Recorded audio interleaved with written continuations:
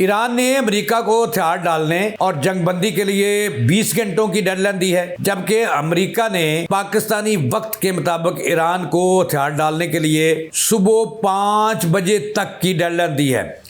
दोनों तरफ से कहा गया है कि वो जंगबंदी कर दें, मुआहदे पर दस्तखत कर दें। ईरान का मौक़िफ़ है कि वो बराबरी की सतह पर मुआहदा करने के लिए तैयार है। अमेरिका आइंदा कभी भी मिडल ईस्ट में दाखिल नहीं होगा और इसराइल की हमायत नहीं करेगा और इसराइल को वो एटमी हथियारों से पाक करेगा।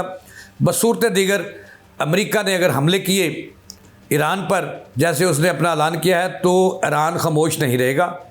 इसराइल के जो बंकर्स हैं वहाँ पे भी मारेगा मिसाइल और अमेरिकी शहरों को भी निशाना बनाएगा, उसके तहादियों को भी नहीं छोड़ेगा और यूके में जो उसका अड्डा है उसको खुसूसन जो है वो बनाएगा निशाना।